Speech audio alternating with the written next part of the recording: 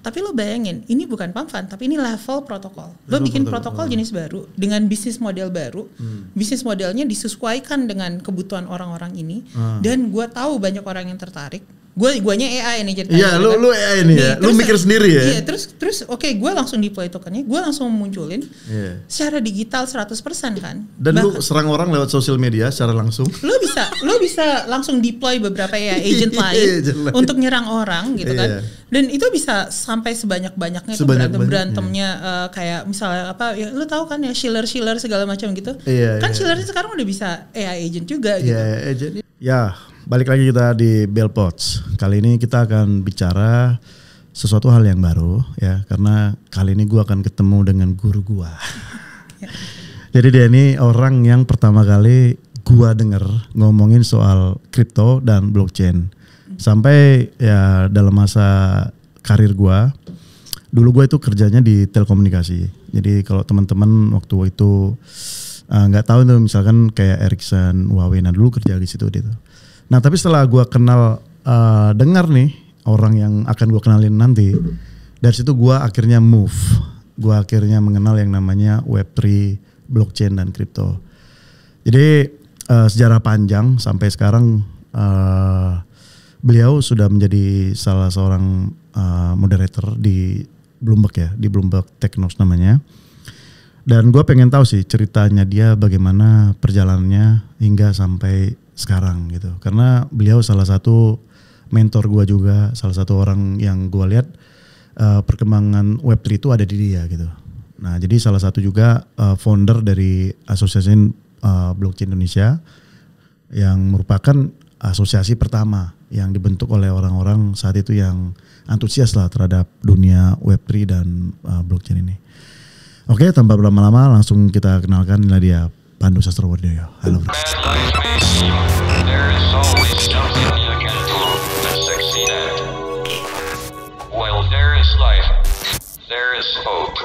Halo. Aduh. Ya. Nah. Oke, it's been a long time ya. Gini ya. Gini aja ya, gini. It's been a long time. Long time ya. Yeah. Hampir mungkin 7 tahun, 8 tahun mungkin ya. Oh masa sih 7 tahun, 8 tahun? Bentar. Dari 2018 kan, iya, 2018 gitu ya. Gak kerasa ya, kita waktu itu ketemu masih belum ada. Belum ada lah. Podcast belum ada. Belum ada. Crypto influencer belum ada. Belum ada. Crypto influencer sekarang belum ada. Sebelum semua itu. Dimana mereka mengakuin bahwa kita sudah lama ada gitu. Nah, gak yakin. Padahal kita dulu kumpul-kumpul udah paling tahu lah ya siapa aja orang-orangnya gitu ya. Jadi thank you for the warm welcome Ishbel. Ishbel sama gue dulu ya sama-sama lah memperdalam blockchain ya. Iya, gue enggak. Itu loh. Justru gue pernah, gue pengen tahu sih apa sih waktu itu Bitcoin, apa blockchain gitu ya. Lo nanya-nanya ke gue ya waktu itu. Iya, terus gue wow, that's amazing gitu. Bagaimana sebuah sistem keuangan baru gitu. Dan gue merasa apa sih desentralisasi gitu. Dan gue banyak belajar dari sini. Waktu itu sebenarnya ya kalau dilihat ya kita tuh di titik dimana bahkan legalitas kripto tuh belum ada. Belum ada ya. Bitcoin aja belum legal gitu dan masih ada diskusi-diskusi gitu kan di situ dimana memang namanya legal tender kan tetap rupiah ya dari dulu sampai sekarang gitu. Tapi harus ada space-nya nih untuk Bitcoin, untuk kripto dan waktu itu memang diperjuangkan sama aku waktu itu barengan sama Steven Suhadi, masih ingat Steven Suhadi kan, sama Oscar Darmawan dan lain-lain itu teman-temanku itu kita sama-sama membuat asosiasi supaya ada kejelasan dari regulasi ini gitu. Kita push waktu itu dan ada 2 cara waktu itu kita pushnya. Satu memang dengan lobbying lah ya, kita ngobrol sama pemerintah dan lain-lain untuk bicara mengenai kejelasan digital asset ini. Dan yang kedua teknologi sebenarnya. Jadi fokus untuk ngobrol sama semua nih instansi-instansi pemerintah sama yang swasta juga. Ini blockchain sebagai teknologi bisa loh untuk diimplementasikan lah gitu untuk menggantikan banyak sekali nih sistem IT yang ada gitu. Nah jadinya waktu itu ya kalau kita lihat masa lalu itu tuh yang kita lakukan ya. Dan 2018. Iya, thank you juga supportnya. Beer time juga ya. Iya. Yang harga Bitcoin itu sampai 16 juta loh. Iya, waktu itu kita 16 juta loh Bitcoin waktu itu. Kalau ingat tuh waktu itu tuh orang-orang tuh masih kayak aduh ketinggian kali ya kalau belinya sekarang gitu. Nggak tahu. Zaman itu rupiah loh. Iya, rupiah loh itu 16 juta rupiah loh itu. Waktu itu bikin yang namanya Blockchain Zoo. Iya, Blockchain Zoo ya. Roberto. Right? Blocksphere sama sekarang. Iyalah sama Gilang sama Gilang. Gilang kan aktif terus ya. Jadi itu yang namanya Blocksphere itu kuat sekali sih. Kalau dilihat portfolionya nggak ada yang lain tuh yang kayak gitu portfolionya. Dari sampai terakhir kali akhir tahun lalu Blocksphere tuh baru beresin deal sama BPJS Kesehatan. Oh iya. Dan lu dulu co-founder juga ya dulu? Gue co-founder juga. Jadi gue co-founder untuk masih ngurusin sampai sekarang juga? Enggak. Gue masih ngurusin. Oh, masih ngurusin. Gue masih di Akte juga. Oh. Okay. Jadi gue ngurusin waktu itu Blockchain Zoo. Blockchain Zoo kan udah nggak diurusin lagi setelah tahun 2020 ya. Iya. Abis itu Asosiasi Blockchain Indonesia aku sekjennya selama beberapa tahun, sama foundernya juga. Terus aku ada Blocksphere. Nah, Blocksphere itu yang sebenarnya sampai sekarang masih kuat tuh. Jadi dari satu-satunya sebagai konsultan dan juga developer ya. Development untuk blockchain ya. Betul. Jadi kita bikin dari basically end to end lah. Dari workshopnya sampai kita define governance-nya dan segala macam, sampai kita define pemilihan teknologinya gitu. Sampai kita implementasi, dan kita mungkin rada unik karena kita bukan hanya ngurusin yang enterprise enterprise blockchain. Kita retail juga crypto juga sebenarnya kita banyak customer kita dan klien-klien kita yang memang klien-klien kripto gitu basically. Gitu. Tapi jangan salah loh, sekarang itu perkembangan ya kan kita bilang orang lama ya. Udah tua ya. Nah, gue dari gimana ya, gue bilang dari kalian lah ya, dari kalian kayaknya gue masih sering hadir gitu. Lu kayaknya cuma beda setahun sama yang tua-tua. Bukan, maksud gue waktu level-level kita semua gitu kan, udah jarang tuh ngikutin acara-acara sekarang. Oh iya, jarang banget. Gue nyoba loh kemarin, jadi aku tuh ikutan aku lupa namanya. Utopia atau apa? Utopia. Iya. Itu di waktu itu dikasih sama Gilang, lo datang aja gitu, karena itu Builders Night gitu lah. Terus gue datang ngobrol-ngobrol. Benar-benar udah nggak kenal. Iya, nggak kenal lah, pasti nggak kenal.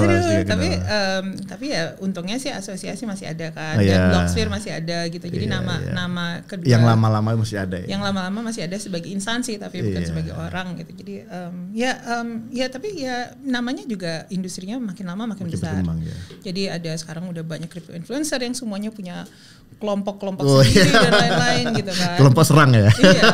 Nah itu sekarang kalau itu lucu aja sih ngeliatnya sekarang. Tapi kita thankful sama mereka loh. Artinya ya kita bilang bahwa kita berhasil atau enggaknya kan ya dengan apa yang kita lihat sekarang kan. Iya. Dari kita tahun 2018 ya sekitar 2 juta waktu itu ya terdaftar di Indodax doang. Sekarang udah 23 juta. Wow.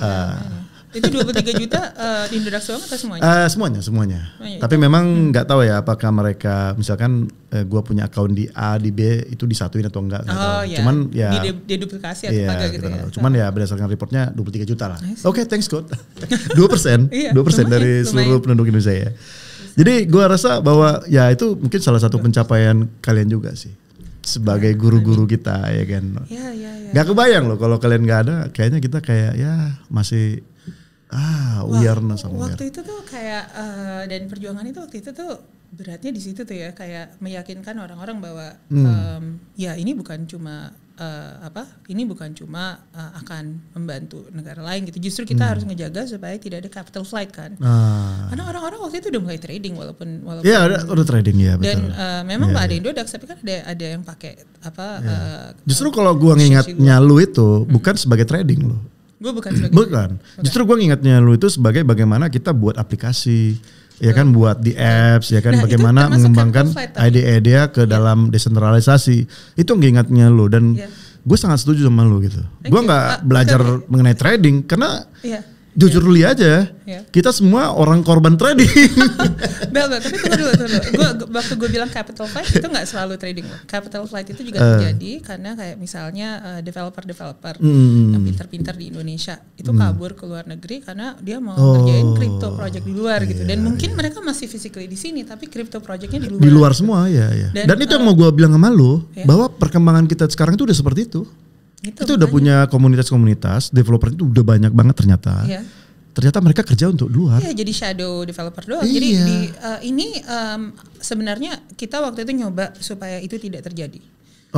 Jadi waktu awal itu Blocksphere kan bikin waktu itu Finhack sama Finhack sama BCA ya. Sama BCA kan. BCA, ya. Itu kita mencoba supaya ini orang-orang yang kreatif ini yang menciptakan ya, yang baru-baru ini gitu semuanya dikumpulkan dalam financial hackathon gitu kan, mempergunakan blockchain. Jadi kita awalnya kayak gitu tuh, kita nge-push untuk itu. Gua nggak tahu sekarang bakalan ke arah mana ya. Kita udah nggak ada lagi sih kayaknya. Ada harusnya karena kita tuh ada beberapa ada, tapi sekarang ini dananya seakan-akan dari L2 L1 segala macam masuk, terus harus bilang kita hackathon gitu segala macam gitu.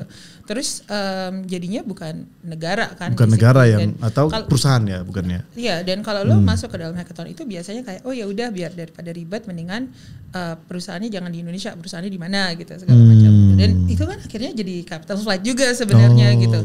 Gua sih ya namanya secara individu emang gua ngerti make sense banget untuk bikin perusahaan di luar negeri. Gue ngerti banget tuh gitu.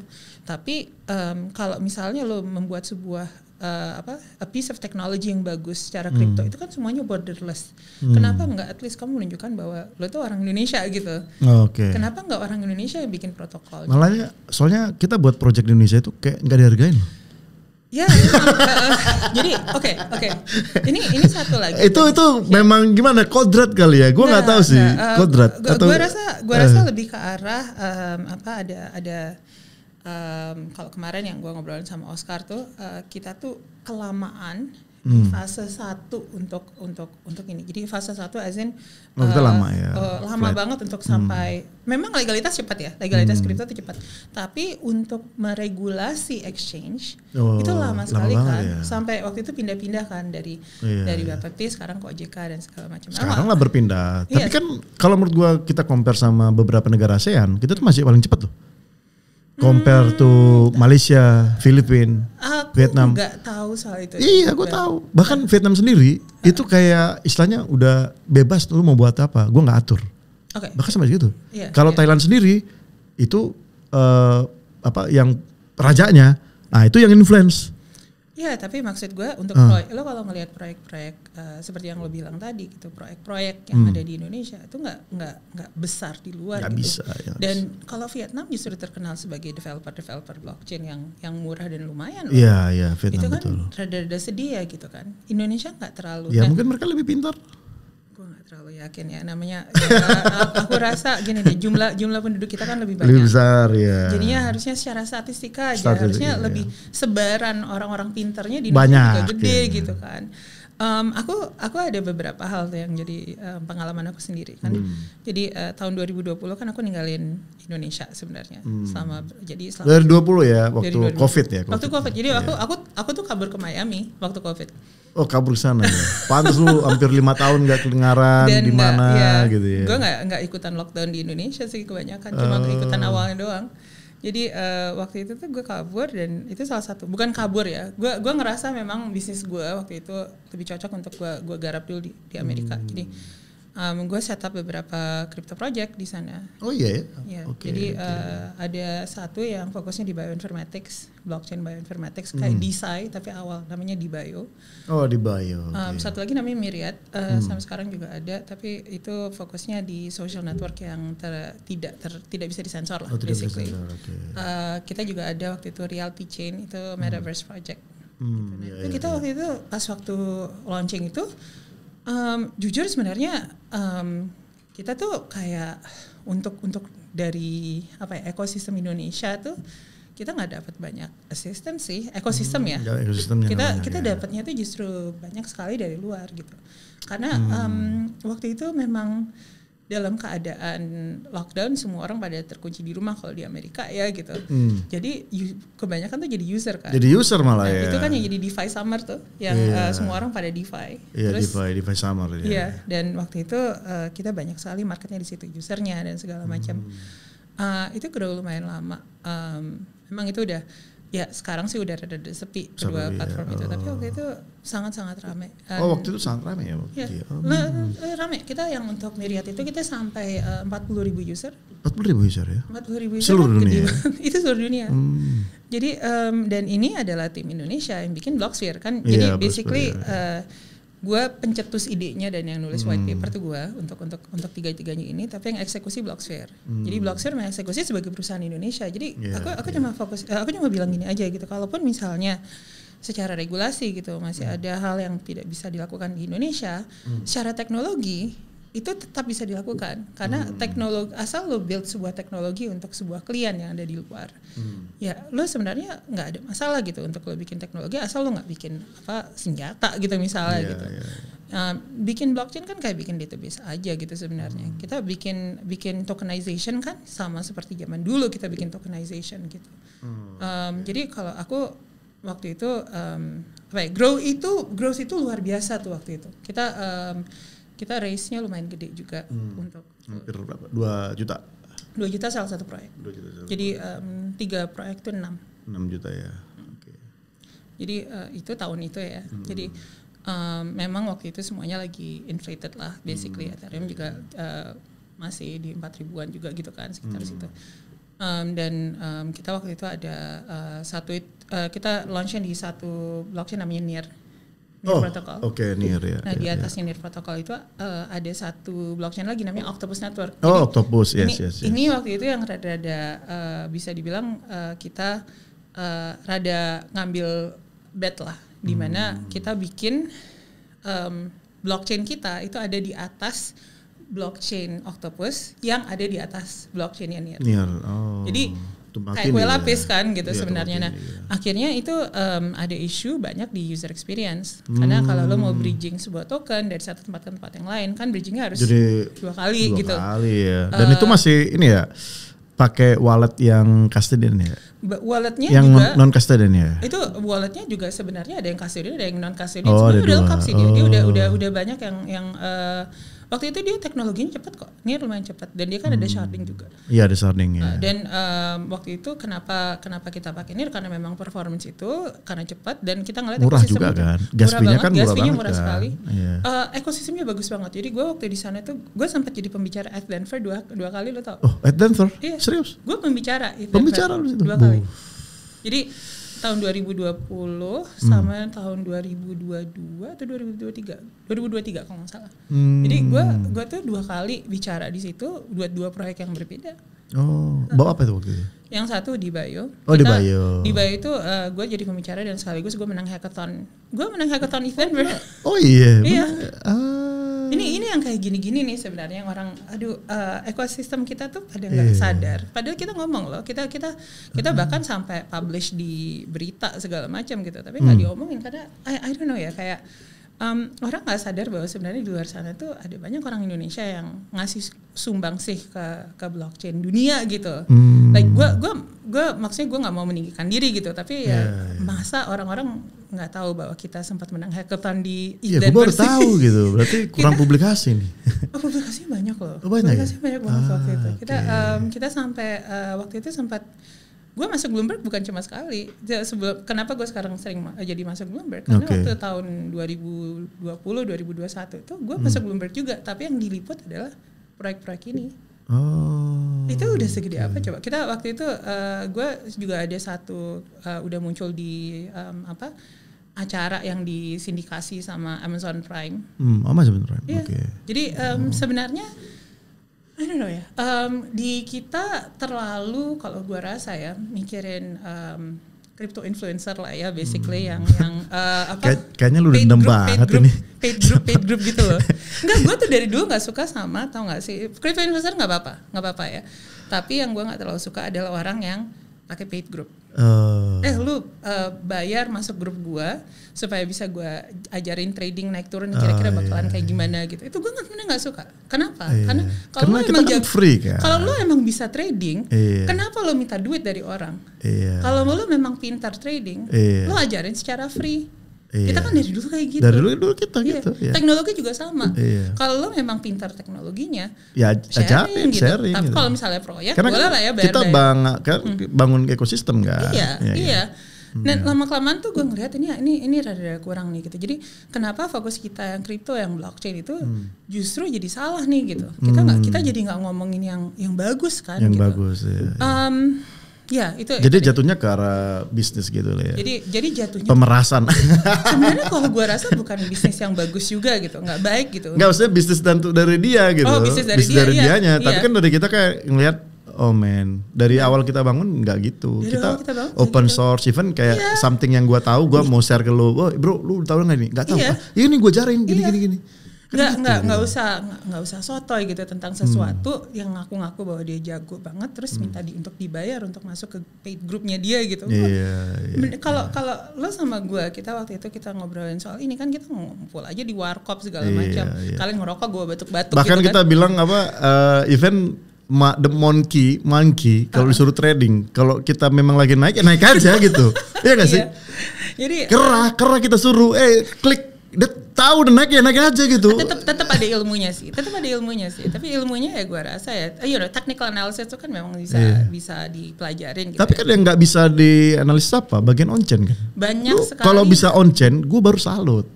Tapi kalau lu masih bicara tentang TA, technical analysis. Banyak orang yang lakukan technical analysis tanpa semua bisa. Flow. Itu kan tinggal bicara grafik aja. Kalau naik ya pasti turun ya kan. Kalau turun pasti naik. That's easy gitu. Tapi kalau kita udah bicara tentang ya kayak nonce, Maserati, Glassnode, lu belajar tuh di situ. Itu on-chain itu flow. Baru. On-chain flow itu sebenarnya kalau kita lihat di grup-grup yang benar ya, bukan yang gue nggak nyebut paid group, tapi gue kan di crypto Twitter kan gue lumayan banyak teman kan. Nah itu di grup-grup gue yang dibicarain kayak gitu, justru bukan ngomongin ini semuanya pada beli ini gitu, semuanya bakalan pump, semuanya beli ini, semuanya jual bakalan dump gitu segala macam, bukan take profit di sini kayak gitu, nggak kayak gitu. Itu yang diomongin adalah ini kalau gue lihat ini lagi banyak inflow dari mana? Dari mana? Sebut aja lah gitu, misalnya ada inflow karena memang di China lagi ada apa gitu misalnya. Terus kita kan bisa ngelihat flow-flownya dari dari on-chainnya kita lihat. Kita bisa liquidity flow itu ilmunya sebenarnya gitu. Itu kan nggak, itu justru karena paid group ini ingin istilahnya menyembunyikan. Gue jadi curiga apakah memang benar dia ada analisis di situ atau memang dia mau pump and dump. Ya lu gabung aja. Itu dia. Gue rada kelamaan sih ngomong di sini ya. Gue kalau ada kelamaan ngomong di sini. Gue cuma mau ngasih tahu aja. Jangan terlalu lama ngomong di sini. Karena kita nggak penting hal-hal yang begitu. Nggak penting. Gue mau bicara tentang hal yang spesifik. Bagaimana perkembangan blockchain ke depan. Gue gak akan bicara tentang trading, bullshit. Kita udah berangkat dari sana semua. Udah lewat. Ya udah lewat. That's not people minded. Bukan orang pintar gitu ya. Yang bicara sekarang adalah mengenai idea kan gitu. Jadi kita skip aja dulu itu. Kita skip dulu deh. Oke. Kalau dari segi teknologi sih, gue ngelihat kan sekarang lagi obviously berbeda banget karena pemerintahan Amerika sekarang sangat friendly terhadap crypto. Tapi jadi, yang arti kata friendly aku agak miris sedikit. Kenapa miris? Ya memang kan waktu saat Trump bilang waktu dia pidato kan, kita akan menjadi pemilik Bitcoin. Topi merah gue masih ada loh, Make America Great Again. Oh iya masih ada ya. Lu dukung Trump ya? Trump ya? Iya. Nah jadi waktu itu gue lihat, ini kayaknya Trump akan dukung Bitcoin gitu ya. Cuman kan terakhir kan dia panggil kan beberapa stakeholder pemain-pemain besar kan. Dan Sailor juga ada. Dan gue nggak tahu sih di akhir keputusannya seperti apa. Apakah mereka akan jadi mining nggak sih? Oke, dia hanya bilang bahwa sekarang satu yang lu katanya mau ngomong teknologi, kenapa jadi ngomongin ke sama lah kan mining bener sih. Kan? Tapi yang satu adalah kan ada strategic Bitcoin reserve. Jadi ini strategic Bitcoin reserve itu berarti semua Bitcoin yang ada itu nomor satu tidak dijual. Jadi selama ini kan dia sering begitu dia nyita Bitcoin, misalnya FBI kan masih ada tuh. Iya, kan langsung dijual biasanya. Nah ini enggak, sekarang semuanya dimasukkan ke dalam strategic Bitcoin reserve. Kedua ada yang namanya digital asset stockpile. Digital asset stockpile itu khusus untuk yang non Bitcoin. Jadi semuanya itu masuk di situ. Jadi berarti yang dia sebut kemarin tuh yang orang-orang pada bilang ini ada Solana, XRP, ada XRP, gitu ya. ada juga ikutan gitu. Ethereum tentunya gitu ya. Coba kok ada kayak gitu. Tapi itu adalah tempat di mana digital asset itu di stockpile, dikumpulin, right?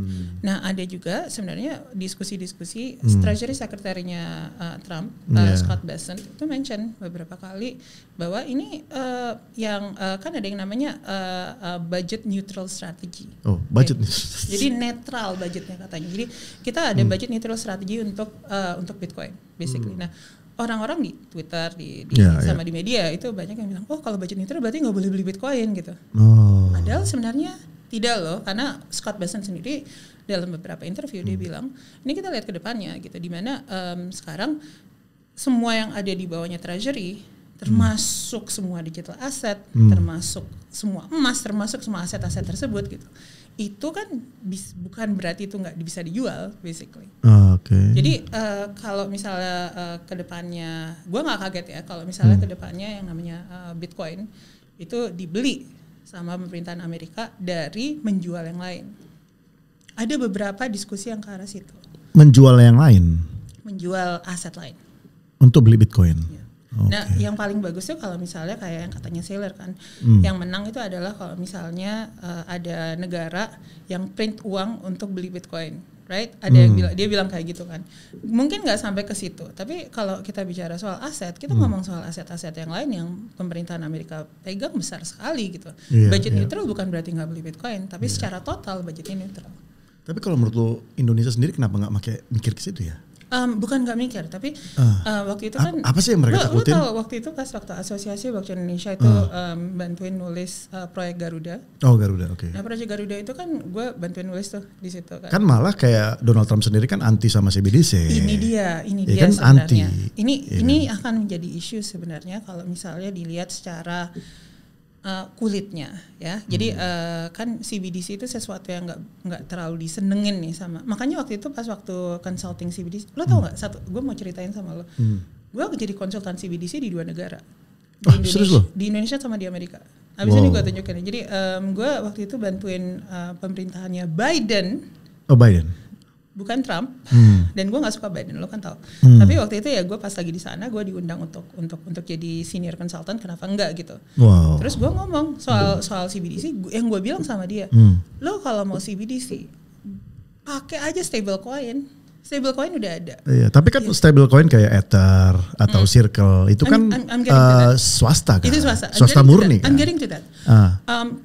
Dipergunakan dengan cara kerjasama dengan swasta-swasta ini. Jadi public-private partnership kan bisa. Public-private partnership. PPP. Jadi itu yang gue omongin waktu itu pas waktu consulting CBDC-nya US tahun 2023 kalau nggak salah. Itu masuk berita. Ada maksudnya guanya nggak masuk berita, tapi laporannya masuk berita. Nah, gue waktu di Indonesia gue ngomong hal yang sama dan ya gue nggak tahu deh itu akhirnya kayak gimana gitu untuk. Karena nilainya sendiri kan udah paling tinggi kan. Dengerin dulu. Yang terjadi kemarin setelah Trump announce, Scott Bessent nyebut stablecoin. Langsung ide yang waktu itu gue sebutin bahwa stablecoin di US di CBDC dan jadi instead of menginkorporasikan CBDC, inkorporasikanlah stablecoin untuk membantu kedaulatan dolar Amerika. Itu dia secara eksplisit ngomong gitu di salah satu interviewnya dia. Tapi kan USDC atau USDT pihaknya, dan itu kan ada unsur politik di situ. Memang ada. Nah, ya kan buktinya kan kita lihat USDT kan akan didelis kan. Asal usul dari keseluruhan ini adalah bagaimana caranya untuk public-private partnership itu bisa dilakukan dengan tetap ngejaga kedaulatan US dan juga kedaulatannya masing-masing swasta ini dong. Maksudnya kalau misalnya semua tiba-tiba kerjasama tapi kerjasamanya diambil alih semuanya, terus supply USDT-nya dikontrol sama Trump nggak mau juga gitu kan. Gitu. Jadi ada cara di sini ya memang keduanya harus kerjasama dan ini yang gue lihat bagusnya Trump pada saat itu dia langsung masukin kan orang-orang pada bilang ini kenapa nih yang dia datengin bukan cuma orang-orang Bitcoin nih semua orang pada pada datang ke dalam itu, terus malah ada satu orang mau jualan koin FIFA apa segala macam. Oh ya FIFA. Terus orang-orang pada ketawa-ketawa, tapi gue justru ngeliat gitu. Ini cara supaya ada, itu kan namanya Crypto Summit kan. Jadi itu diskusi kan. Itu rembuk. Disitulah dimana terjadi public-private partnership untuk mendefend dolar Amerika. Nah, gimana cara defend dolar Amerika? Make sure bahwa US punya reserve. Make sure bahwa yang namanya dolar Amerika itu terhubung dengan dolar-dolar yang ada di stablecoin misalnya. Jadi kerjasama itu penting sekali sebenarnya. Nah ini aku bukan pejabat apapun ya by the way. Ini cuma dari aku sebagai konsultan. Di sana ya. Tapi aku konsultan untuk 2 negara CBDC. Tapi hasil konsultasimu itu membuat Ether di delist loh. ini ada sesuatu kan? Ada kenapa ke penguatan Tether sama Circle-nya lebih dihargain? Kenapa? Ada nggak info? Gue nggak tahu. Insider infonya ada? Itu nggak ada insider info gue. Nggak ada ya. Tapi kan itu yang terjadi kan? Aku nggak ada insider info sama sekali di situ. Bahkan kayak di Eropa kan USDT kan di ban. Mungkin memang itu lebih, aku nggak bisa komentar yang itu deh. Tapi gini, karena dua-duanya swasta, kita harus membandingkan swasta sama swastanya dong gitu. Ini apakah mereka lobbyingnya lebih jago misalnya, pemilihan, I don't know. Bukan dari segi teknologinya kalau gue rasa ya. Dari apa, supply money atau apa? Dari mungkin juga dari sesuatu yang hubungannya sama standar negara tersebut, misalnya auditnya dia pas atau kagak segala macam, atau standar auditnya misalnya. Penentuan supply juga tentunya. Kita kalau ingat nggak waktu kita ngomongin stablecoin dulu, algorithmic versus ini kan? Algorithmic versus ya. Ini kan organizational Dokwan algorithmic ya. Yang TUSDT ya. Kalau kita bicara soal Dokwan ini udah entah kemana tuh. Masih di penjara. Masih di penjara. Oke. Jadi lo tahu ya di mana? Di penjara. Nggak, cuma maksud gue adalah kan ada resiko di situ. Jadi tentunya orang-orang mikir juga gitu, kalau lo bisa begitu lo pakai USDT atau USDC, lo dapat jaminan bahwa itu equal dengan sebuah USD kan. Nah resikonya sangat-sangat besar kalau misalnya rupanya dia unpeg. Oh iya unpeg kan, kalau isunya kan si Tether kan 0,7. Oke. Ya gue nggak ada. Bukan 1:1. Gue nggak ada komentar soal itu juga gitu. Tapi karena itu isu kan. Itu isu sih. Jadi kalau misalnya memang itu yang menjadi concern, ya itu hak prerogatifnya negara. Makanya public private partnership itu perlu, karena lo harus tahu dengan jelas gitu standarnya negara ini sampai level berapa sih. Tapi tujuannya tuh apa gitu? Artinya gini loh. Tujuannya untuk mengakomodasi. Jadi gini. Kita ngomong US atau Indonesia jadi, nih? Ini ada. Karena US sama Indonesia beda loh. Kalau untuk katakanlah global. Karena USDT pakai global. Oke, kita kalau ngomong USDT berarti US ya. Kenapa harus ada public-private partnership dan kenapa Trump ke arah situ? Adalah karena kalau misalnya kita tidak mengontrol benar-benar supply uang, right? Dan kita USDT yang di print dan segala macam itu kita nggak tahu tepatnya seperti apa. Dan seperti yang lo bilang tadi ada gosip 0,7. Kenapa bisa ada gosip kayak gitu? Karena tidak ada transparansi di situ. Right? Nah jadinya kita kalau bicara soal sekarang Amerika diancam dari mana-mana, dari sebelum Trump naik kan ada BRICS juga segala macam, yes. Dan lain-lain gitu. Dan itu yang diancam apa? Kedaulatannya uang kan? Kedaulatan uang lah pasti. Currency habis, ekonomi habis, negara habis. Ada pada saat transaksi antara Rusia dan negara-negara lain di dalam BRICS, transaksi itu kan udah mulai mempergunakan Bitcoin sama Ethereum. Oh iya, karena kan Swift-nya mereka diblok. Karena mereka diblok Swift. Nah, ketika Trump naik, Trump masuk, dia memang dia nggak bisa langsung ngubah semuanya untuk reverse semua yang dilakukan Biden, tapi dia perlahan-lahan yang gue lihat membuat link antara kedaulatan Amerika dengan Bitcoin. Jadi bukan hanya sekarang Amerika kuatnya bukan cuma dari stablecoin ya. Bukan dari yang strategic Bitcoin reserve itu loh. Iya lah, maksudnya dia nggak kedaulatannya nggak ke stablecoinnya ya. Stablecoin disebut. Oh disebut juga. Iya, itu yang tadi bilang tadi barusan Bel. Oh iya. Yang pertama tuh dia nyebut Bitcoin dulu kan. Oke, Bitcoin. Terus habis itu setelah Bitcoin kan dia tepatnya dia pertama kali nyebut yang ada XRP sampai itu, terus habis itu setengah jam kemudian dia baru BTC sama Ethereum kan. Nah itu setelah dia menciptakan strategic Bitcoin reserve itu ada satu link antara sovereignty sovereignty US dengan Bitcoin. Jadi Bitcoin itu menjadi bantuan terhadap sovereignty-nya. Kita selama ini kalau ngelihat kenapa dolar ada harganya, karena Amerika kuat militernya. Kan ngelihatnya kayak gitu. Nah, stablecoin disebut di dalam diskusi-diskusi selanjutnya. Jadi bukan dari Trump sendiri, tapi dari timnya Trump, termasuk yang Treasury Secretary-nya dan lain-lain, itu bilang bahwa yang namanya stablecoin ini akan dipakai untuk membantu kedaulatan dolar. Eksplisit disebut seperti itu. Oke, Scott ngomong itu ya. Scott Bessent setahu gue timnya juga ada yang diinterview. Tapi gini Pan, ada sebuah analisis nih yang gue baru dengar ya. Jadi ini kalau kita compare ya, uang yang beredar di kripto lah ya, dengan uang yang beredar di saham. Ini ada perbedaan besar, walaupun prinsipnya sama. Artinya di sana ada pasar gitu ya, pasar uang kan gitu. Cuman perbedaannya ada sedikit lebih kontras. Kalau kita masuk ke saham, di sana ada bisnis real yang dikerjakan, ya kan. Artinya misalkan nih sebuah perusahaan butuh modal, dia buat IPO, dia kan butuh modal nih, modal untuk realistis project lah, bangun tambang atau bangun properti dan lain-lain. Itu different kalau misalkan di kripto, yang mostly emang teknologi, which is teknologinya pun udah jalan gitu, nggak perlu dikembangin, nggak perlu gimana-gimana. Jadi kayak dalam tanda kutip jadi kayak kasino gitu. Jadi orang banyak trading di sana, pamem dan di sana. Tidak ada kayak semacam real project yang dikerjakan seperti yang ada di saham. Nah, menurut lu ini seperti apa gitu? Jadi ada omongan seperti ini, bilangnya bahwa negara atau dunia sekarang ini kan lagi ekonominya sulit banget nih kan. Banyak yang bilang karena uang masuk ke kripto, which is di kripto uang nggak gerak gitu, nggak gerak untuk humanity, nggak gerak untuk kehidupan global gitu loh.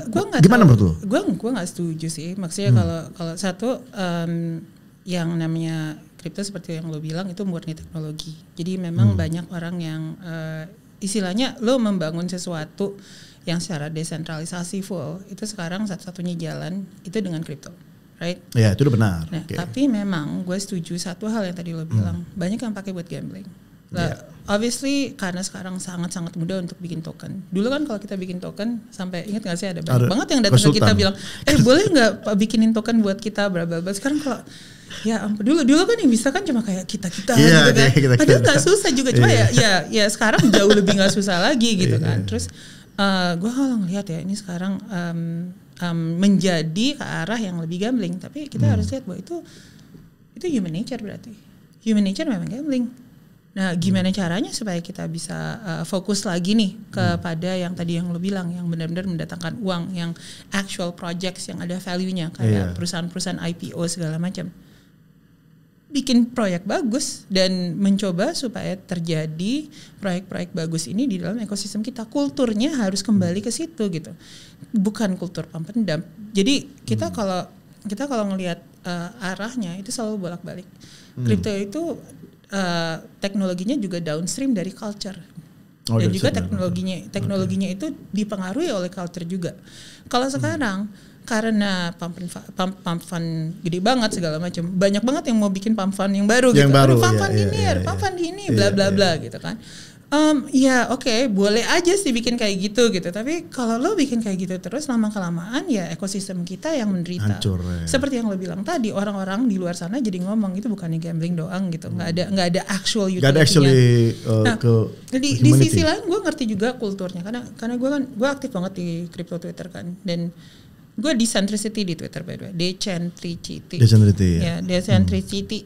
Nah itu di crypto Twitter itu juga orang-orang begitu ada yang ngomong utility lah segala macam, dibecandain, lo so-soan utility gitu segala macam. Tapi gini, tetap aja menurut gue yang memang long lasting itu yang untuk yang ada either yang punya utility atau yang memang punya first mover advantage untuk menjadi technological platform. Cuman kan kalau kita ngelihat dari beberapa project yang udah ada sekarang, itu kan memang yang masih strongly-nya itu kan masih di L1 ya, masih blockchain sendiri. Ini this is a good point. Gue pengen ngobrol soal ini. Itu rada-rada lucu loh menurut gue. Memang orang-orang ngelihat L1 yang harus paling gede gitu. Jadi investor-investor sebelumnya nih ya gitu. Tapi kalau dilihat ya, yang namanya revenue yang di-generate sama app layer blockchains dan dApp ya itu kan sebenarnya kalau dilihat ya itu lebih kalau L1 itu kan revenue dari gas fee. Ya, kalau di lo lakukan seperti itu, lama-kelamaan berarti semua L1 yang melakukan technological innovation supaya gas fee-nya nggak tinggi, kan justru jadi lebih rendah revenue-nya. Jadi kayaknya seakan-akan utility-nya dia untuk merendahkan gas fee itu tidak membantu posisinya dia di investment. Which is harusnya nggak kayak gitu. Kita harusnya harusnya nih ya, menurut gue yang dilihat itu benar-benar actual revenue, kayak misalnya DAP. Kita kalau bicara soal apapun yang ada di luar sana gitu, banyak sekali loh itu yang untuk lending protokol, borrowing protokol segala macam gitu. Ada satu teman gue bikin Wildcat, ada banyak lah segala macam.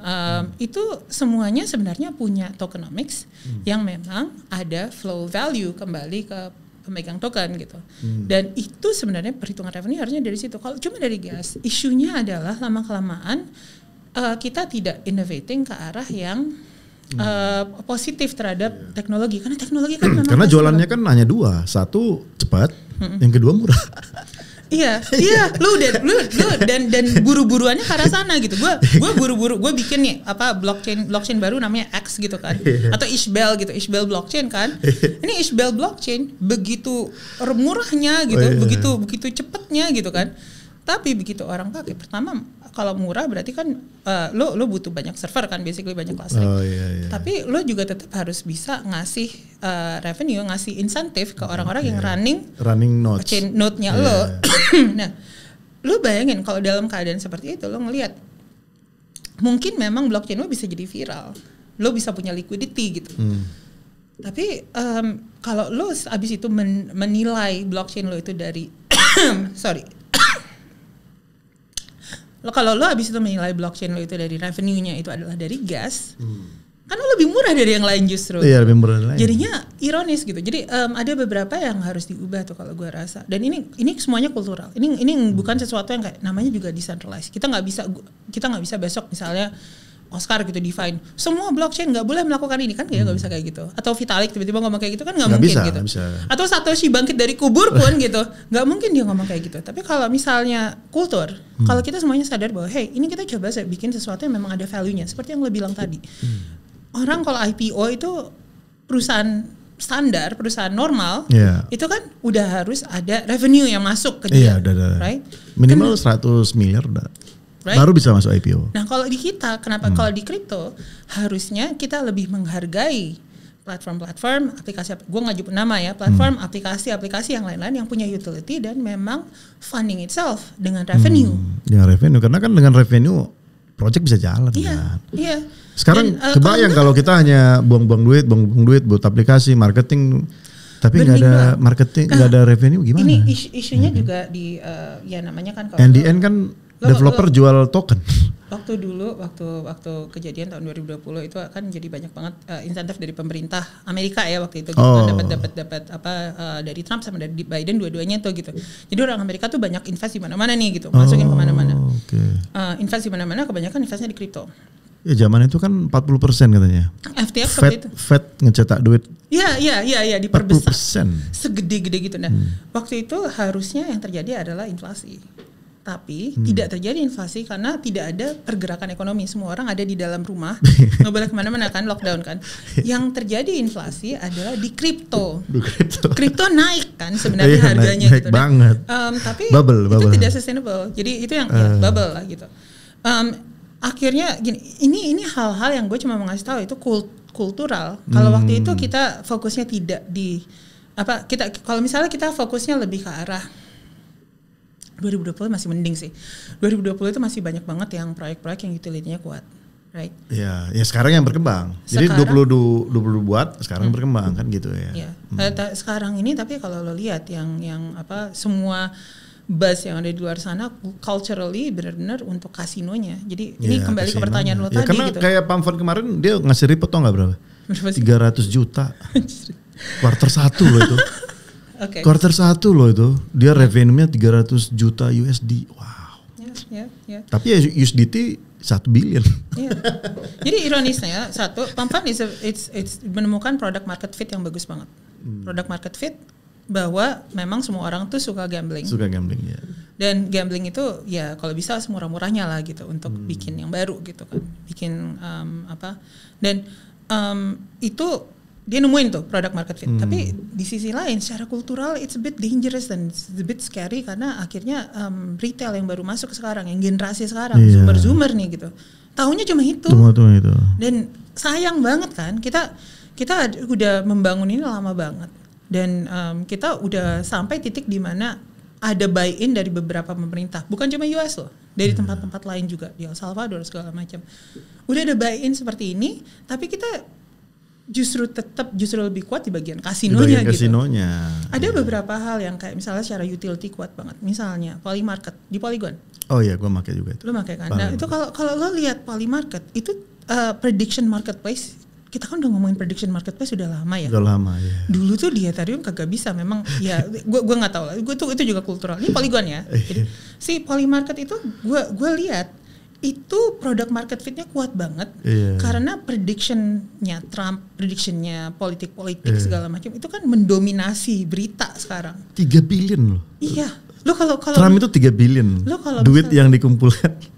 Lo kalau lihat Polymarket sekarang gitu, semua lo buka, lo ngelihat prediction untuk semuanya tuh ada. Apakah dari yang kayak apakah ada Trump, bola juga, oke, iya. Terutama bola juga ada kan? Bola. Semua keputusan politik juga ada. Keputusan politik juga ada. Nah, ini kalau dilihat-lihat gitu, ini semua orang punya insentif untuk main di situ dalam tanda kutip. Dia juga punya insentif untuk menang. Dan orang yang walaupun misalnya dia voting di situ, votingnya itu dia akan sesuai dengan yang ada di dalam pikirannya dia gitu. Iya. Jadi kita kayak mengumpulkan pemikiran-pemikiran orang untuk menentukan kebijakan kemana. Dan dia jujur, karena kalau misalnya cuma polling kan zaman dulu kan ya udah pakai poll aja. Poll kan orang bohong. Walaupun anonimnya kayak apa, waktu dulu orang bohong. Kalau ini kan decentralized. Ini decentralized. Benar-benar orangnya jelas. Kan? Bukan cuma orangnya jelas, orangnya itu punya insentif untuk telling the truth. Right? Tahu apa yang dia believe lah basically. So anyway, itu gue rasa butuh proyek-proyek banyak yang seperti itu. Bagus. Memang di Indonesia it's gambling. Ya, itu gambling ya. Kadang-kadang gue mikir, come on man, it's not gambling. By the way, gimana sih caranya supaya itu nggak gambling, tapi beroperasi di Indonesia? Nah, itu dia. Gue pengen tahu tuh, gimana bisa nggak ya? Itu pertanyaan yang menarik banget. Gue nanti abis ini kita obrolin lebih lanjut. Oh gitu. Ya, waktu dulu gue di episode gue yang kedua, yang pertama di Bloomberg, kita ngomongin judi online. Yang diomongin termasuk Polymarket. Polymarket ya. Okay. Jadi dan memang rada susah untuk itu karena Polymarket is definitely gambling about something gitu. Nah. Karena kita membayar untuk memberikan vote kita. Gitu. Yeah. Ada duitnya di sana. Ada duitnya di sini. Jadi itu kadang gue bingung antara judi sama enggak gitu ya. Sementara kalau kita misalkan nih gue olahraga, kita taruhan, emang itu judi? Kan enggak. Kan memang ada yang dipertaruhkan gitu loh. Tergantung definisi. Kalau judi kan misalkan kita yang main, orang lihat, terus dia nebak ini yang menang, itu judi gitu loh. Abis ini, lo podcast, lo invite pemerintah, jangan invite gue. Atau lawyer deh. Enggak, gue pengen tahu dari lu gimana caranya Polymarket bisa hidup ya kan, tapi beroperasi di Indonesia. Gue mau tahu itu aja ya. Kalau beroperasi di Indonesia mungkin rada susah kalau Polymarket. Kalau secara legalnya ya gitu. Tapi gue cuma bilang bahwa secara konsep gitu, ini ketepatannya product market fitnya itu kuat banget. Iya, kuat banget. Itu benar sih, benar. Gue pakai juga itu. Dan setiap gue ngambil keputusan, gue pakai Polymarket. Iya. Satu lagi, jadi tadi prediction marketplace. Satu lagi, yang semua yang berhubungan dengan governance. Kita suka nggak mikirin lagi kan, tapi yang Oracle ya. Banyak banget DAO yang kita kalau lihat ekosistem Polkadot sama segala macam. MakerDAO paling gede kan. Iya, MakerDAO paling gede. Dia sering banget mempergunakan DAO untuk dia keputusan misalnya gitu kan. Di Near itu bikin DAO tuh gampang banget sekarang. Di Ethereum juga sekarang udah banyak sebenarnya, di semua L2-nya ada DAO. DAO itu caranya kita memutuskan secara benar-benar adil lah, basically, right? Tidak ada manipulasi. Tidak ada manipulasi, semuanya kelihatan di situ gitu. Nah, kalau lo lihat gitu itu diaplikasikan gitu di dunia nyata lah basically, kan banyak sebenarnya yang bisa pakai itu. Banyak lah. Apakah misalkan presiden sekarang layak diturunkan atau enggak? Ya lo bawanya politik lagi. Ini suka kayak gini nih ngobrol sama Iqbal. Astaga. Politik itu yang mengatur segala hal. Iya sih. Iya. Ya gue yang pertama. Oke, terakhir nih kita bicara teknologi mengenai AI agent nih. AI agent sama yang lagi hype sekarang tuh mengenai IP sih sekarang yang lagi hype. IP. Iya. IP. IP5 ya. Tadi gue barusan ngomong sama orang Secu ya itu bicara tentang IP gitu. Gue lagi bingung antara, lu masih bisa nggak bedain antara aset sama IP? Antara aset sama IP? Iya, beda nggak? Contoh nih NFT, ya kan? Gue udah mint kan, itu aset atau IP? Gue nyebutnya itu aset sih, kecuali ada definisi di dalam NFT-nya sendiri bahwa ini adalah IP. Dengan membeli ini, kamu memiliki IP ini gitu. Gue rasa itu aset. Nah jadi tadi dibilang IP itu kalau terregister. Iya benar. Jadi kalau seperti yang gue bilang, kalau lo udah nulis di situ bahwa dengan kepemilikan NFT ini, lo punya IP-nya ini gitu, itu pernyataan. Kalau di Amerika itu udah cukup. Kalau Indonesia jujur gue nggak terlalu tahu. Tapi kalau di Amerika itu udah cukup untuk menyatakan bahwa kepemilikan IP-nya itu pindah. Karena udah ada pernyataan di dalam dokumen yang ditempel di dalam NFT itu.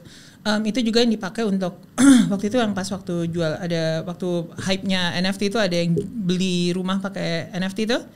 Itu NFT-nya cuma tinggal ditulis aja di dalamnya secara legal document. Legal document. Kepemilikan rumah ini berdasarkan kepemilikan NFT ini kayak gitu. Jadi IP itu deklaratif. Basically. Kalau tapi tadi lo bilang AI agent sama IP kan? Iya, sekarang kita bicara AI agents. AI agent, lo asal lo tahu ini lucu sih. Cuma waktu gue lulus kuliah, which is sudah lama banget tahun 2008, gue bikin salah satu AI pertama lo itu waktu itu. Iya, yang Twitter lo kan? Bukan. Yang buat bukan. Kan lu pernah buat Twitter. Satu lagi yang robot puisi. Iya, Twitter robot puisi. Sebelumnya. Jadi waktu tahun 2008. Gue bikin expert system. Expert system itu AI tapi approach-nya nggak kayak sekarang, bukan Gen AI. Itu AI untuk bikin laporan AMDAL. Laporan AMDAL. Jadi laporan AMDAL daripada kita yang nulis sendiri, ditulisin nih sama komputer gitu. Kalau zaman sekarang kan gampang pakai ChatGPT kan. Tahun 2008 belum ada yang bikin. Jadi itu gue sama profesor gue sama dosen gue di sana di ITB. Gitu. Nah, dan saat itu sorry juga gue potong, itu tahun 2008 ya? 2008. Nah, 2008 juga gue punya senior, sekarang dia kerja di Kanada. Oke. Dia udah buat yang model ChatGPT. Gua saksinya langsung dan gua pernah lihat. Yang bisa dan nulis. itu di lokal. Jadi dia kayak misalkan tolong aku berikan beberapa alternatif untuk pergi ke sini dan ke sini. Dia jawab. Ini kemungkinan pakai struktur yang sama dengan yang gue bikin. Arsitekturnya memang expert system. Jadi kita bikin sebuah knowledge base. Knowledge base-nya itu benar-benar di coding secara detail dan tidak seperti sekarang ya. Kalau sekarang kan diajarin doang kan. Kalau ini benar-benar secara eksplisit dibikin. Eksplisit dibuat. Jadi misalkan tanya A jawab B gitu. Iya, tapi rada lebih fuzzy dari itu. Jadi kita pakai namanya, dulu ada yang namanya fuzzy logic segala macam. Jadi lo nggak langsung eksplisit, harus persis sama pertanyaannya. Makanya kemarin ada kayak meme AI ini jauh sebelumnya bilang if then else. Sebenarnya itu plus fuzzy plus waktu zaman dulu sih itu yang kita bikin loh. Yang waktu itu gue ngerasa rada hebat adalah waktu yang gue bikin tuh bisa nulis. Bisa nulis ya? Iya bisa nulis laporan. Yang tadi gue bilang yang buat bikin laporan AMDAL kan? Itu lebih hebat sih. Jadi, abis itu tuh, jadi memang gue rada ninggalin tuh dunia AI. Kecuali yang waktu itu gue bikin robot puisi. Iya robot puisi ya. Masih jalan nggak sih sekarang? Udah enggak. Itu diblokir sama Twitter yang sebelum Elon. Sebelum Elon sama Jack Dorsey ya? Sama Jack Dorsey di cut gue. Anyway, abis itu, ya memang sekarang AI agent tuh ada di mana-mana. Tapi ada kan yang nyambung sama kriptonya tuh kayak satu either sebagai DeFi. Jadi karena DeFi itu user interface-nya kurang bagus, mempergunakan AI agent untuk navigasinya gitu untuk ada yang kayak gitu tuh. Ada juga yang kayak ini basically shot caller. Jadi dia ada di Twitter segala macam, dia analisis kayak AI XBT agent lah segala macam. Dia ngelihat sentimen segala macam, terus dia kayak trader, dia ngomong aja gitu, menurut gue ini bakal naik, ini bakal turun kayak gitu. Ada juga yang benar-benar tipenya kayak you can make your own AI agent, gue lupa namanya. Jadi make your own agent ya. Lo bikin sebuah agent sendiri tapi di atas, tapi itu virtuals. Virtuals, gue nggak tahu sih. Jadi ada banyak approach yang ke arah situ kan, tapi gue ngelihatnya ya ini banyak sekali yang apply ini secara hype. Ini hype-nya lagi di AI. Biasa-biasa aja itu. Padahal banyak yang tidak decentralized sama sekali loh. Tidak. Semua satu kayak misalnya agentnya semuanya masih pakai ChatGPT semua gitu. Enggak ada yang self-hosted gitu misalnya gitu. Emang terus ada gitu self-hosted? Bisa self-hosted. Bisa self-hosted. Bisa self-hosted. Lu salah satu proyek gue yang di Bio Network itu tahun lalu kita bikin self-hosted. Oh, self-hosted. Sama Myriad itu kalau misalnya ada satu lagi yang self-hosted yang lu benar-benar bisa download sebuah AI model ke komputer lu sendiri. Terus lu bisa nanya-nanya soal timeline-nya Myriad hari ini. Misalnya gitu. Kan itu social media kan. Jadi sama kayak Grok tapi self-hosted. Oh iya. Gue lagi bangun. Jadi kan sekarang gue kan masih ada media kan namanya Chance News kan. Gue lagi bangun AI agent. Jadi gini modelnya. Ternyata kayak misalkan di ChatGPT, gue misalkan ketik lah ya, coba buatkan gue berita tentang bagaimana Trump berbicara tentang Bitcoin. Nah, udah cerita tuh, sampai 5 paragraf tuh bisa dia. Bisa. Nah, terus gue tolong buatin gambarnya, jadi gambarnya, ya kan? Okay. Jadi gue pikir gini loh, suatu saat gue punya media, ya kan? Misalkan lu nge-tweet lah, misalkan kayaknya Elon Musk bakalan menjadi presiden Amerika Serikat misalkan. Contoh ya. Lu nge-tweet kan. Nah, gue baca tweet lu, gue buatin berita tuh, gue buatin posting, gue buat gambar, posting. Lu bisa bayangin gak? Udah banyak sih kayak gitu. Maksudnya, lu bisa bayangin gak? Yang sekarang gue mengerjakan mungkin 5 orang, habis nih orang nih. Oke. Kalau mau ngomongin habis jadi gue baru ada salah satu acara Bloomberg gue itu ngomongin soal ini. Kita tuh sekarang bakal banyak sekali role-role yang berubah. Total harus diadaptasikan ulang. Lo kalau lihat kemarin tuh ada satu bank, gue lupa namanya bank luar yang ada di Indonesia. Dia PHK ya? PHK 4.000 kan? Iya 4.000. Dan nyebutnya gara-gara AI kan? Iya gara-gara AI. Nah itu kalau gue lihat ya itu kan dia ngomongnya kalau nggak salah nih ya, correct me if I'm wrong, tapi dia bilang kayak karena tidak bisa mengadaptasikan role ke dunia baru AI gitu basically gitu. Karena sekarang kalau lo lihat semua perusahaan-perusahaan itu banyak banget role-nya memang bisa diganti AI. Benar. CS termasuk. Apa CS? Customer service. Iya. Nah, ini yang sebenarnya kita harus lihat posisi kita sebagai manusia. Ini terdengar lebay sekali, tapi posisi kita sebagai manusia di mana ini sekarang? Nah, kalau gue ngelihat ini kedepannya bahkan akan terjadi misalnya proyek-proyek kripto yang tidak dijalankan oleh manusia dan tidak di start oleh manusia. Kripto sendiri, AI sendiri yang membuat ini. AI sendiri yang bikin satu protokol baru gitu misalnya baru. Gitu. Isinya tuh tapi usernya orang. Usernya orang misalnya. Berarti developernya AI. Konsepnya AI. Konsumernya manusia. Nah, apakah itu akan terjadi? Lu bayangin sekarang, lu nggak kebayangkan kemarin akhirnya yang gambling yang di Pamfan tuh sampai segede gitu volumenya gitu. Ini bisa terjadi juga, apalagi dengan AI yang mengerti manusia itu mikirnya seperti apa. Itu kan memang bot itu, memang bot. Pamfan itu gede gara-gara bot juga. Benar. Tapi lo bayangkan ini bukan cuma botnya yang memperbesar yang lakukan wash trading dan segala macam, churn segala macam. Tapi bikin proyeknya dengan mudah itu sebenarnya sekarang udah bisa dengan kalau misalnya cuma Pamfan doang kan gampang banget. Dia cuma tinggal ngelihat tren hari ini apa gitu, terus dia akan menjadi koin kan segala macam. Tapi lo bayangin ini bukan Pamfan tapi ini level protokol. Lo bikin protokol jenis baru dengan bisnis model baru. Bisnis modelnya disesuaikan dengan kebutuhan orang-orang ini dan gue tahu banyak orang yang tertarik. Guanya AI nih ceritanya. Iya, lu AI nih ya. Lu mikir sendiri ya. Iya, terus gue langsung deploy tokennya, gue langsung munculin secara digital 100% kan. Dan lu serang orang lewat sosial media secara langsung. Lu bisa langsung deploy beberapa AI agent lain untuk nyerang orang gitu kan. Dan itu bisa sampai sebanyak-banyaknya itu berantemnya kayak misalnya lu tahu kan ya Schiller segala macam gitu. Schiller sekarang udah bisa AI agent juga gitu. Jadi kita melihat sekarang kripto itu mau adalah sebenarnya avenue yang sangat-sangat kuat untuk AI agent itu. Oh iya pasti, karena gini, satu prinsip gua, kripto kenapa akan menjadi masa depan keuangan adalah ketika mesin ke mesin ngomong, ya kan, mereka melakukan pembayaran. Iya. Mesin bisa punya dompet sendiri. Nah, kita udah ngomong gitu. Mesin ngomong sendiri. Itu kerja siapa? Kripto.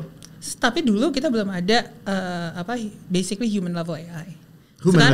Sekarang udah bahkan, bisa dibilang. Bahkan physical AI bakal muncul. Physical AI. Kalau sekarang kan masih generatif ya. Physical AI itu mungkin dari generatif ke physical itu 2 step. Oke, physical gimana maksud lo? Ya manusia, humanoid. Oh maksudnya oke, robotik ya? Iya, robotics. artinya kan kayak misalkan kita ChatGPT kan itu kan masih generatif kan, masih kita ketik-ketik ya kan.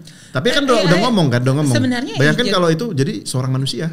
Yang gue kepikirannya adalah begitu sebelum ke arah level robotics juga. Physical AI namanya, bukan robotik. Agak beda. Mereka AI. Bilang nggak robotik, physical AI. Sebelum nyampe ke physical AI juga, gue rasa memang dunia kita tuh yang dunia kripto itu bakalan berubah begitu dengan banyaknya agent yang bukan cuma project yang dibikin sama manusia, tapi AI agent yang kerjanya cuma bikin banyak proyek. AI founder agent. Wow.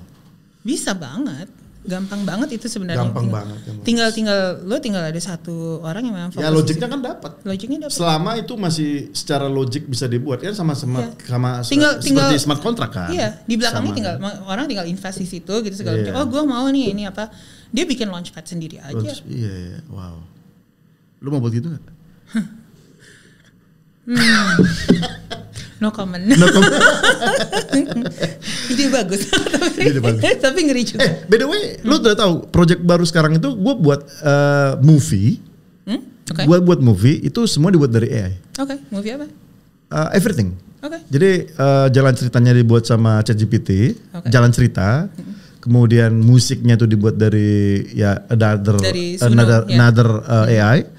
Kemudian karakternya itu dibangun dari another AI. Another AI jadi movie. Oke. Dan combine ke Web3. Jadi semua di-publish di mana? Ada di usky.ai namanya. Nanti gue lihat. Nanti lu lihat ya. Seru juga. Oke, Pandu 1 jam. Gak berasa. Ya? Harusnya sama lu 2 jam, 3 jam, 4 jam. Iya, kita baru setengah jalan nih sebenarnya. Iya. Gak apa-apa, next time lagi. Iya. Oke. Iya. Anyway, congrats buat ini ya Technos Bloomberg. Bloomberg Technos, iya. Mudah-mudahan apa yang gue harapkan adalah lu bawa orang-orang tekno di sana. Jangan orang-orang yang nggak jelas. Kita fokusnya di situ. Namanya juga Technos. Jadi ini Bloomberg Technos Podcast, Technozone itu judul fullnya. Buat teman-teman yang mau dengerin technological discussion. Technological discussion. Kita Bloomberg Technos itu ada di YouTube, ada di banyak tempat lain. Cari aja Bloomberg Technos Podcast, Technozone. Asik. Oke teman-teman, demikianlah perbincangan gue dengan Pandu Sastrowodoyo, guru gua nih. Jadi kalau kalian ngikutin ini pasti kalian mau jadi pinter ya. Kita akan bawa dia lagi dengan topik yang lebih hangat lagi karena sama dia nih kalau ngomong 1 jam kurang. Tapi kalau ngomong 5 jam, jadilah menjadi wanita super. Oke, thank you buat semuanya. Kita back lagi ke bahasan selanjutnya, topik-topik yang lebih menarik lagi. See you and goodbye. Dah.